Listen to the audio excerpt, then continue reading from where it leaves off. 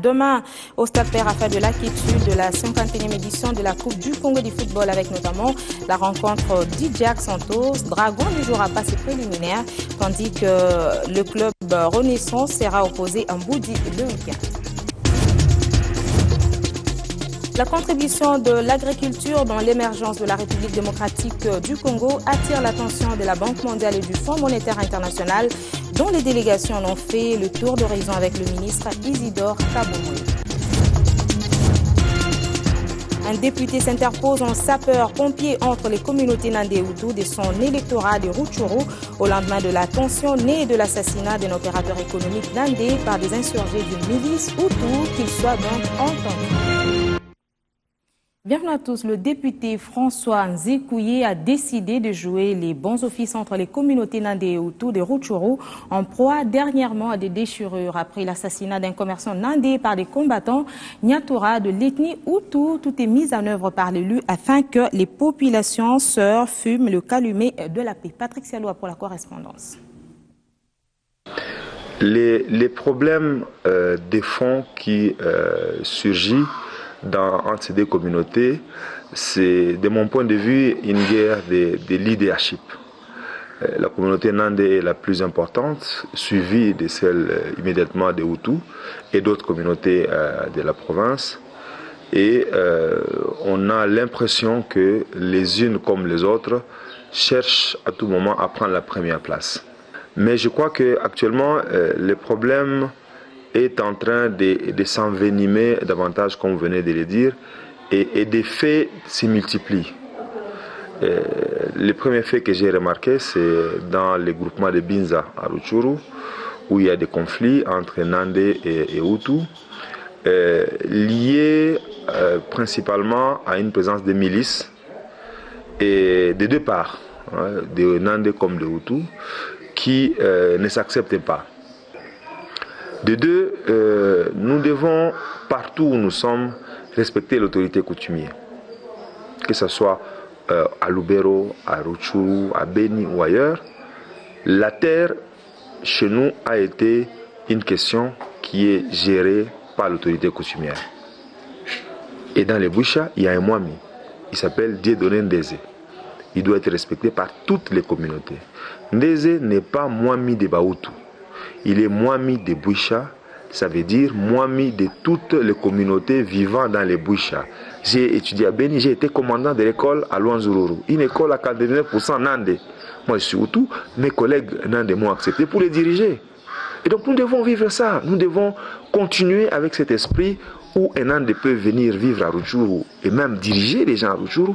De même, un Hutu peut vivre à Beni et diriger les gens les Nandé ou à Butembo. François Nzekouye, élu de Rutshuru, qui échangeait donc avec Patrick Sialoua. Juste à côté, à Beni, la société civile interpelle Martin Kobler, qui s'est montré peu explicite dans son identification de l'ennemi à combattre dans le territoire. Le mouvement associatif souhaite plus d'éclaircissement de la part du représentant spécial du secrétaire général des Nations Unies en République démocratique du Congo.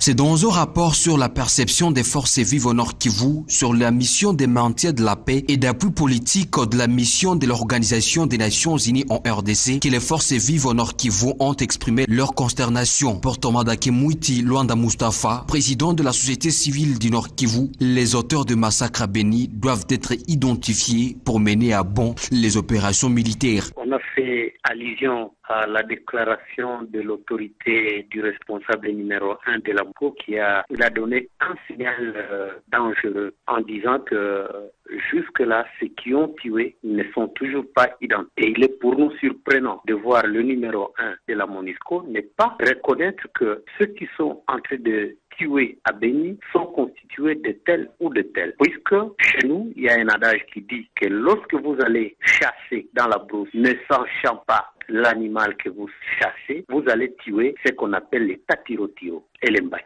Et ça, c'est très grave. Pendant les 15 années écoulées, la coordination provinciale de la société civile du Nord Kivu reconnaît les efforts de la MONUSCO. Tomadake Mouiti stigmatise que les éléments de la MONUSCO doivent toujours toujours combattre et non éloigner aux côtés des FARDC pour neutraliser les forces négatives. Écoutez, tout en reconnaissant les succès que la MONUSCO a démontré dans notre pays pendant les 15 années écoulées, il y a lieu de considérer qu'il y a encore beaucoup de choses à faire. Et c'est ce que vous venez de souligner, la protection des civils. Entre autres missions qui a été confiée à la FIB, c'était de traquer tous les groupes armés, le M23, les FDLR et les autres groupes armés nationaux, les ADF. Et nous pensons qu'il y a une ambiguïté qui est en train de s'installer. Rappelons que l'armée congolaise attribue très souvent le carnage en répétition en ville et territoire de Béni aux rebelles ougandais ADF. En attendant, Martin Kobler promet de se prononcer prochainement sur le soutien de la MONUSCO au désarmement des FDLR, le temps que s'achèvent les pourparlers entamés avec le gouvernement. C'était au cours du point de presse hebdomadaire de la MONUSCO. Nous avons eu une réunion avec pratiquement la moyenne de cabinet. On était ensemble, on a discuté le problème de FDLR. Tout le monde veut que les FRDC, soutenus par la MONUSCO maintenant, combattent ce problème qui reste au nord, qui vaut au sud, qui vaut afin de vraiment donner la population la chance d'avoir un développement de la région et d'avoir une vie dans la paix. Parce que nous voulons avoir une solution. Nous voulons avoir qu'on a la résolution de ces problèmes qui émanent de la politique, du respect de la politique de diligence par rapport des droits de l'homme. C'est très important de partager les plans, d'avoir des mesures en place afin que la population civile ne souffre pas dans les opérations. On a des mesures d'atténuation, on l'appelle, on les discute avec le gouvernement. Pour nous, c'est très important d'avoir une solution. Nous avons le niveau le plus haut des communications avec le gouvernement dans un esprit de constructivité et je n'ai aucun doute que les problèmes sont résolus parce que nous voulons pleinement, comme j'ai dit, soutenir les opérations. C'est le mandat et c'est aussi le désir de la population. C'est le désir de la politique ici de trouver une solution pour le problème des FDLR. Un ne peut pas le faire avec l'autre. Nous avons les moyens, nous avons les hélicoptères d'attaque, nous pouvons soutenir avec des moyens opérationnels, nous pouvons soutenir avec les moyens logistiques, mais aussi donner du conseil sur le plan de la stratégie. 3 semaines après des échauffourées survenues autour de la nouvelle loi électorale à Kinshasa, l'activiste de la société civile Christopher Ngoyi Mutamba a présenté comme l'un des instigateurs des manifestations a été déféré hier devant le parquet général de la République afin de répandre des griefs lui reprochés. Sa présentation devant la presse pourra enfin taire les rumeurs sur sa détention. Christopher Ngoyi Mutamba, considéré comme l'un des instigateurs de l'appel à l'insurrection des 19 au 20 janvier 2015, est bel et bien en vie. La police nationale congolaise l'a présenté au vice-premier ministre, ministre de l'Intérieur, à l'occasion de son transfèrement au parquet général de la République. Ce n'est pas un activiste de droits de l'homme qu'il est interpellé, précise la police. Il est par contre poursuivi pour 10 chefs d'accusation dont les principales sont incitation à la haine raciale, incitation des militaires à commettre des actes contraires au devoir ou à la discipline, association des malfaiteurs, attentat et complot tendant à porter le massacre, la dévastation ou le pillage, atteinte à la sûreté intérieure de l'État. Pour sa part, le vice-premier ministre, ministre de l'Intérieur, affirme que le gouvernement est déterminé à enraciner l'état de droit dans le pays et la justice devra faire son travail. Qu'est-ce que vous considérez comme mise en scène? Pour moi, ce n'est pas une mise en scène, c'est une séance indispensable. Mais si je passais à la télévision, à la radio, je vous dis, Christophe Ngoyi est vivant. Qui m'aurait cru? Il lui fallut que je puisse le montrer comme je l'ai fait en présence de tout le monde. Et nous pensons que c'est comme ça que doit fonctionner l'état de droit. Si on vous reproche quoi que ce soit, là, il faut que la justice puisse vous le partager. Ce transfert de Christopher Ngoyi au parquet général de la République se fait en présence de ses collègues activistes de droits de l'homme qui ne sont pas d'accord de faire éteigner à sa charge. Christopher, on vous le présente peut-être mal. C'est un combattant de la liberté, c'est un combattant en faveur de la démocratie, c'est un défenseur des droits humains.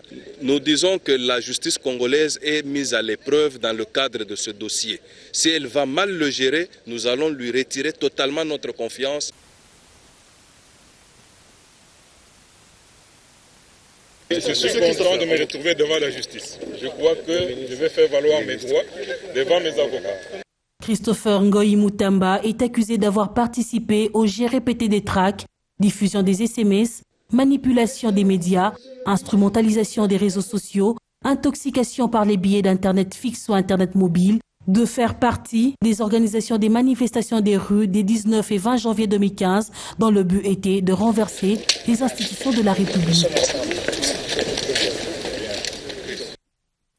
Parlons gouvernance, un contrat portant acquisition et mise en œuvre d'un système de transfert automatisé multidevises et d'un dépositaire central des titres a fait hier l'objet d'une signature entre la Banque centrale du Congo, la firme Montra Corporation et la cellule d'exécution des financements en faveur des États fragiles. C'est devant le ministre des Finances, le gouverneur de la Banque centrale du Congo, le coordonnateur de la CFEF et des autorités des différentes institutions financières invitées que s'est déroulée en toute sérénité la signature de ce contrat tant attendu. Ces contrats vont à coup sûr, monsieur le gouverneur venait de le préciser, contribuer à la modernisation de l'infrastructure des paiements et à l'accroissement de la disponibilité des financements à terme pour les micro, petites et moyennes entreprises de notre pays. Il est important de rappeler que les contractualisations se situent dans le cadre de la mise en œuvre du projet de développement des infrastructures financières et des marchés, financé par la Banque mondiale, dont l'accord de don a été signé le 3 avril 2014 pour un montant de 30 millions de dollars américains et la mise en vigueur intervenue le 3 septembre 2014. Cette cérémonie marque donc dès ces jours le lancement de la phase d'implémentation proprement dite de la solution acquise devant aboutir à la mise en production du système SUSVISé, connu sous le vocable de système de transfert automatisé ATS en monnaie nationale. La version modernisée qui a le RTGS en lui-même, il a plusieurs fonctionnalités, il est plus ou moins complet parce que toutes les opérations sont saisies dans les systèmes, donc tous les virements y passent. Et il transite les opérations de politique monétaire et d'échange, comme je l'ai dit, tous les flux interbancaires, tous les paiements qu'on appelle de gros montants de la clientèle, mais y compris toutes les opérations, quel que soit le montant même de petits, mais lorsqu'ils sont jugés urgents, passent par les RTGS. Ce contrat entre donc dans le cadre de la réforme du système national de paiement en vue du développement intégré du secteur bancaire et financier de la République démocratique du Congo.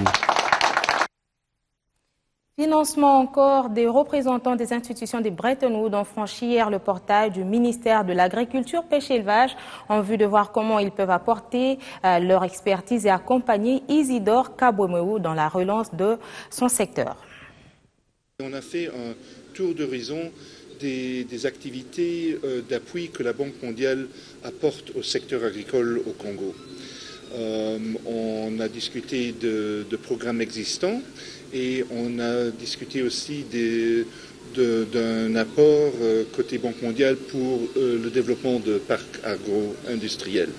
Le volume est encore en cours de discussion, mais c'est un volume significatif qui puisse s'appuyer tant au parc, le premier parc agricole qui est en voie de développement, à Bukangolonso, tant dans une initiative de parc agro-industriel dans l'est du pays, et qui inclurait donc la plaine de la Ruzizi et un corridor qui irait de Bukavu par le biais de Kalemi et éventuellement jusqu'à Kamina. Nous appuyons le développement de chaînes de valeur avec l'appui que la Banque mondiale apporte au secteur agricole au Congo. Nous sommes complètement convaincus que pour la génération d'emplois et pour la réduction de la pauvreté, il faut développer l'agriculture.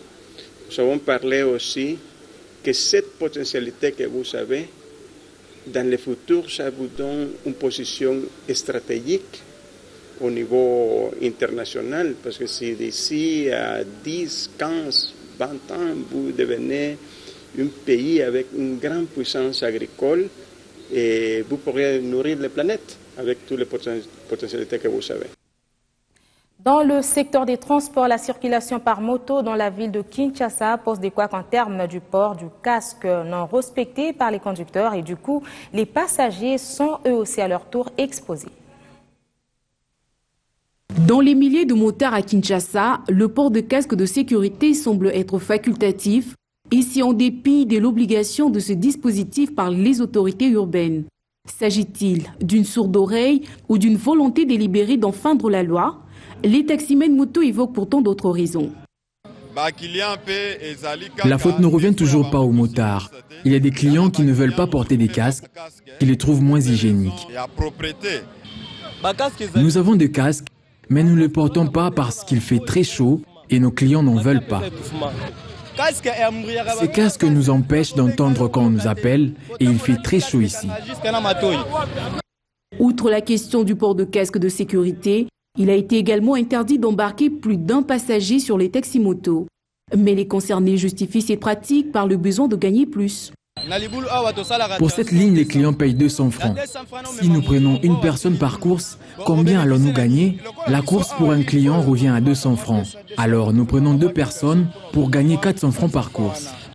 Si à Kisangani, dans la province orientale, les taxis-motos ont été interdits de circuler au-delà de 23 heures, à Kinshasa, le feu vert a été accordé aux conducteurs d'Iwewa, une sorte de mesure de grâce après le patriotisme manifesté par ces derniers lors des événements de la mi-janvier dans la capitale.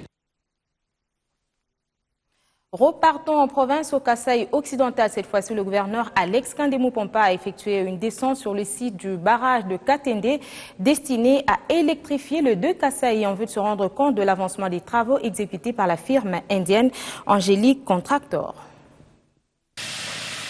L'électrification du Grand Kasaï par la centrale hydroélectrique de Katende, promesse électorale faite par le chef de l'État Joseph Kabila Kabange, se matérialise peu à peu et tend vers sa concrétisation. En vue de se rendre compte de l'évolution des travaux que réalise la firme indienne Angélique Contractor, le gouverneur du Kasaï occidental Alex Kandemou Pompa est toujours présent au chantier. Conduit par les dirigeants d'Angélique dans le chantier, Alex Kandé a visité toutes les étapes de travaux partant de la base vie, les sites d'exposition de matériel qui abritent déjà 2 turbines de 32 MW chacune, puis les formidables canaux qui accueillera la déviation de la rivière Loloa et tous les matériels de la centrale. Très attentif aux explications lui fournies, le gouverneur du Kasaï occidental est très content de la réalisation de ces travaux qui ont atteint 60%. Je dois d'abord vous dire pourquoi je viens. Nous étions ici il y a à peu près 4 ou 5 mois, mais voilà de nouveau ici. Je vais vous dire que c'est pour plusieurs raisons. La première, c'est une instruction permanente de son Excellence, Monsieur le Président de la République, de venir suivre ces travaux de près. Vous savez que c'est un projet qui lui tient vraiment à cœur. Une des raisons aussi pour lesquelles je suis ici, vous savez que le gouvernement provincial doit absolument venir se ressourcer, venir voir de lui-même ce qui se passe pour expliquer à nos frères et à nos sœurs qui sont restés à Kananga, à Chikapa, à Luebo, à Mweka, etc., que réellement le projet se fait et qu'il avance normalement. Continuant à assurer la vigilance dans la réalisation de ce grand projet Katende qui fournira 64 MW d'énergie électrique, le gouverneur Alex Kandemou Pompa joue pleinement le représentant attitré du chef de l'État Joseph Kabila Kabange. Arrêtons-nous un instant pour parcourir les colonnes des journaux à travers les lignes. Jean-Claude Kibala, reconduit à la tête de la fonction publique en raison de ce que la prospérité considère comme ses multiples réalisations qui révolutionnent ce secteur, tient à apporter son expertise dans l'actualisation du cadre organique de l'inspection générale du travail. Pour ce faire, il a eu des entretiens avec le vice-premier ministre en charge de l'emploi, travail et prévoyance sociale. Résultat, les 2 membres du gouvernement ont convenu de mettre en place une commission ad hoc. Celle-ci Celle-ci aura pour mission d'élaborer le critérium qui va présider au recrutement, déterminer la qualité et les effectifs du personnel de ce service ainsi que son budget de fonctionnement. Prime de victoire à la CAN, combien les Ivoiriens ont-ils touché? S'interroge le phare. Invité au palais présidentiel, Hervé Renard a été le plus gâté. Le sélectionneur français de la Côte d'Ivoire a reçu le bonus le plus élevé de 114 000 €. Ces joueurs ne sont pas en reste. Chacun est réparti avec le titre de propriété d'une villa à 46 000 € ainsi que cette même somme en espèces. Le staff technique et administratif de son côté se partagera 460 000 €. Une enveloppe de 380 000 € a également été distribuée à la Fédération ivoirienne de football qui hérite en outre de la prime offerte par la Fédération africaine de football en cas de succès. 1 500 000 $ américains que se partageront également en partie les joueurs. On parle encore sport cette fois-ci avec la 51e édition de la Coupe du Congo de football. Renaissance Club jouera les préliminaires contre Mboudi le week-end prochain au stade Père Raphaël de Lakétul. Dès demain, la compétition démarre avec les affiches suivantes: Dijak, Santos, Rangers, Étoile Brillante et Oudjana. Téléma Barombo Dragon est exempté du premier tour. Fin de cette édition du journal, Madame, Messieurs. Merci de nous avoir suivis.